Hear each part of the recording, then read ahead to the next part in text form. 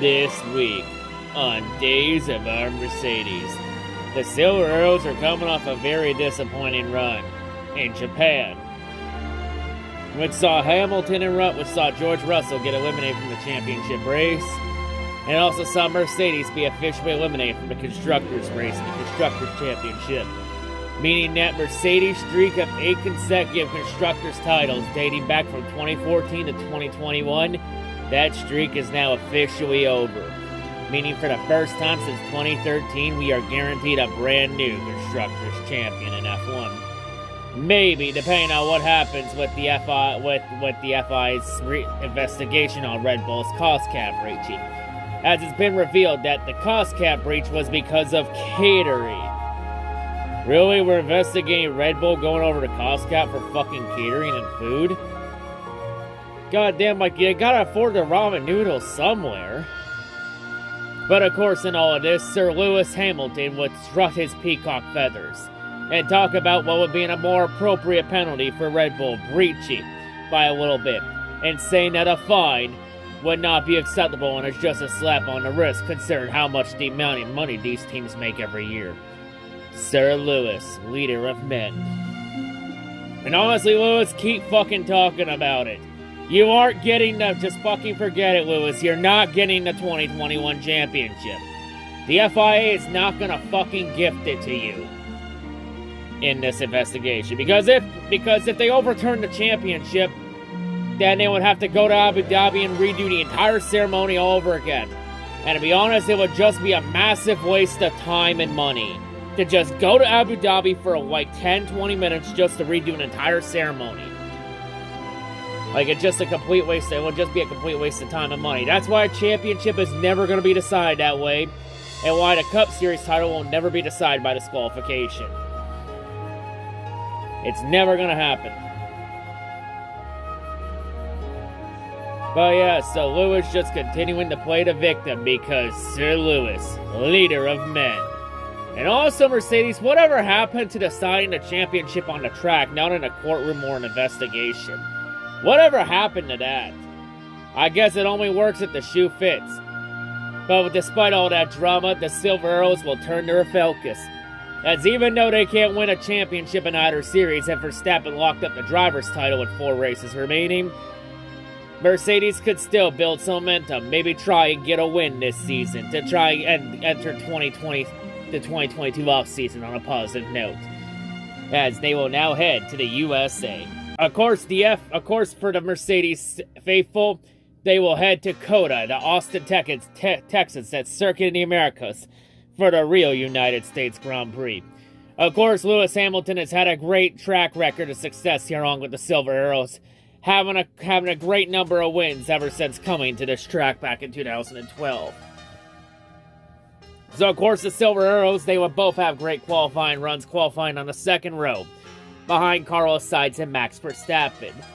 As Charles Leclerc originally would start second, but Leclerc would get a 10-place grid penalty for a power unit change, which would send Leclerc all the way to 12th. So for Silver Arrows, if there was a chance for them to get a win, it's right now, with them in the second row. So, of course, right off the bat on the start of the race, Carlos Sainz and Verstappen would go side-by-side in the first turn, where Verstappen would get the lead right off the first turn. And then after turn 1, Russell would then make his move, and would dump Carlos Sainz on the opening lap, forcing Sainz to foot a puncture. And that would force Sainz to retire from the race. But the FIA would do the right thing here, and they would penalize George Russell by giving him a 5-second time penalty for causing a collision. Beep! But during all that entire mess in melee, Lewis Hamilton would work his way up to second. But as we've seen, he was still no match for Super Max Verstappen, as Verstappen would pull away in the distance. But not as far ahead as he normally would, as it seemed like the Silver Arrows got something for him coming up. He would have a safety car later on, after Valtteri Bottas got stuck in the gravel pit. But Verstappen would still lead over Hamilton. And then we get another quick safety car, after we had a very scary incident involving Fernando Alonso. As Lance Stroll would brake check on a straightaway for some odd reason, Alonso would get a little too close and Alonso would sail right over the rear end of Lance Stroll's car and would go airborne. And Alonso almost came inches away from hitting the catch fence, but went on all four tires and impact the wall. Alonso would shockingly keep going in the race while Lance Stroll was out of the race.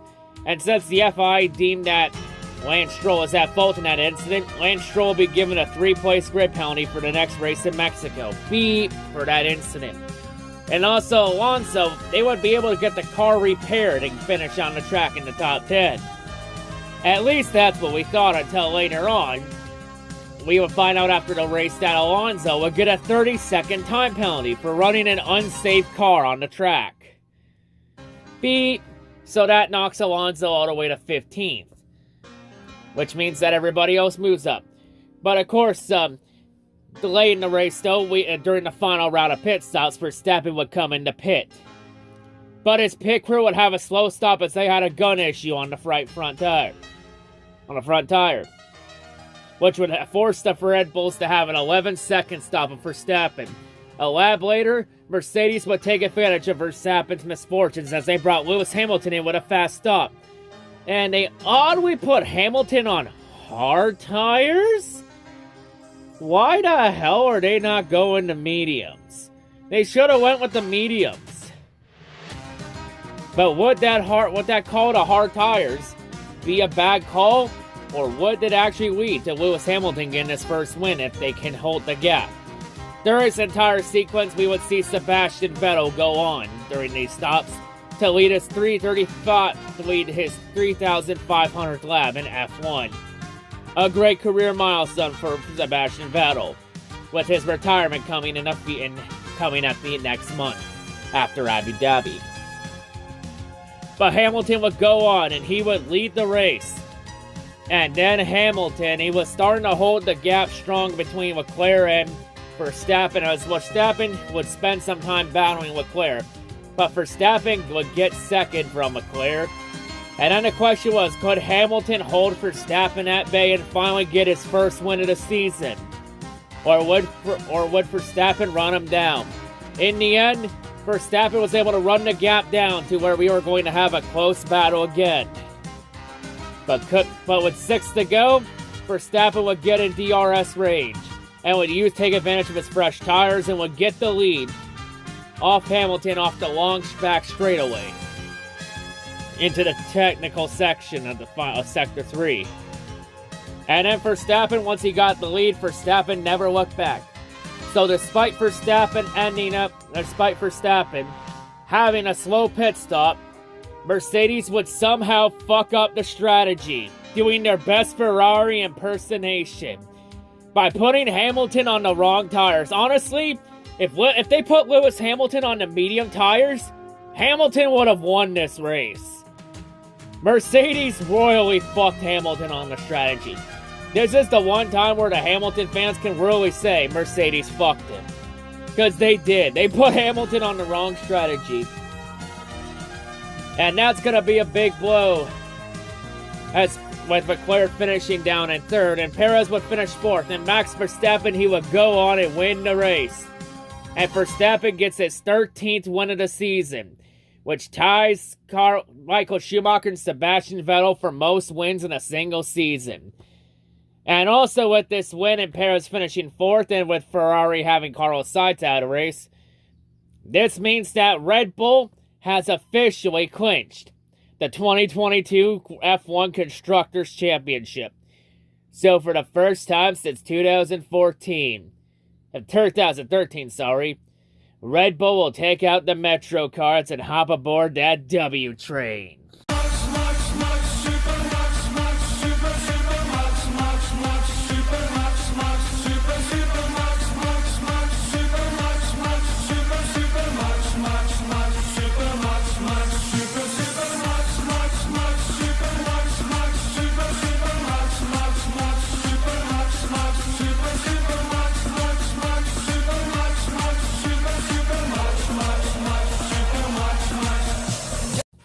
So Verstappen clinches the Constructors' title for Red Bull, which means so now both championships have been clinched with 3 races remaining in the season, with Mexico, Brazil, and Abu Dhabi still remaining on the schedule.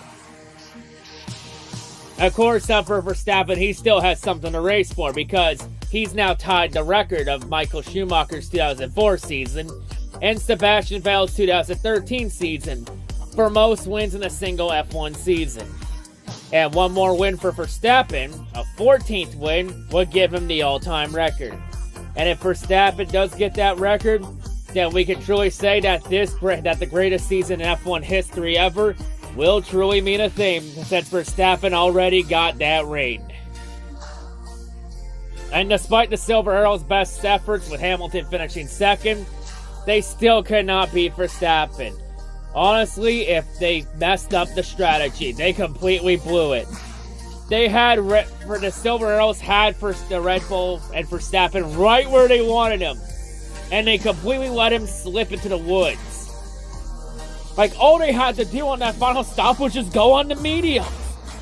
They just had to take mediums. Why would they go on hards there? That was a terrible call.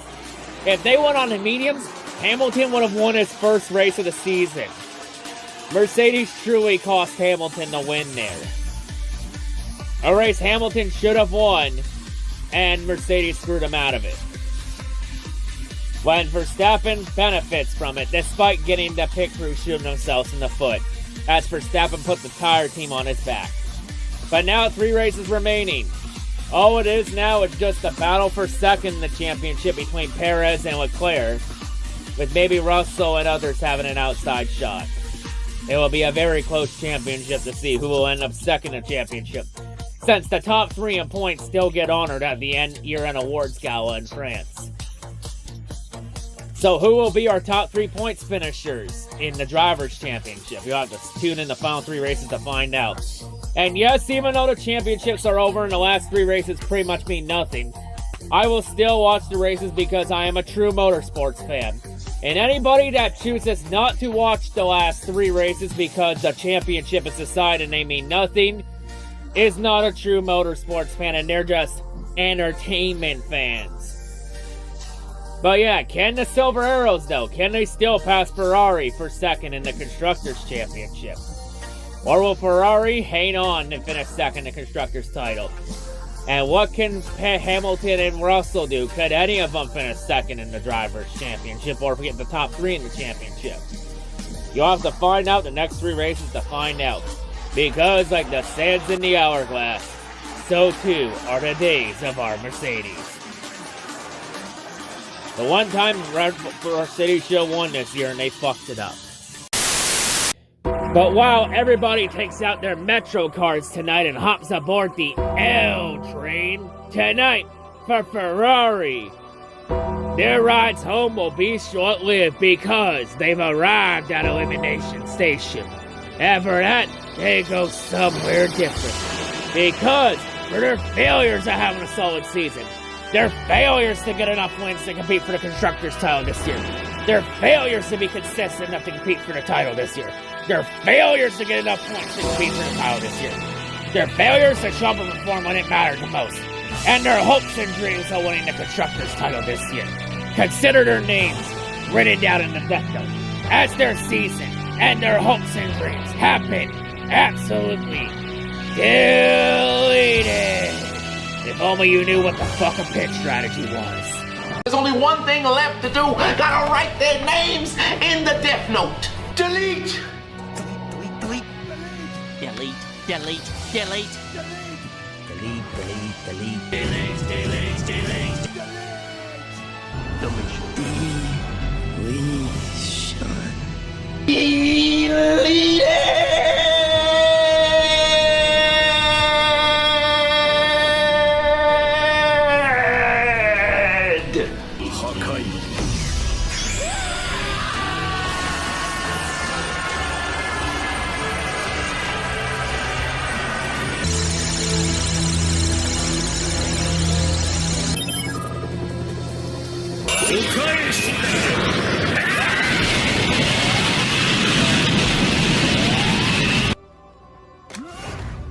You will Rest in peace.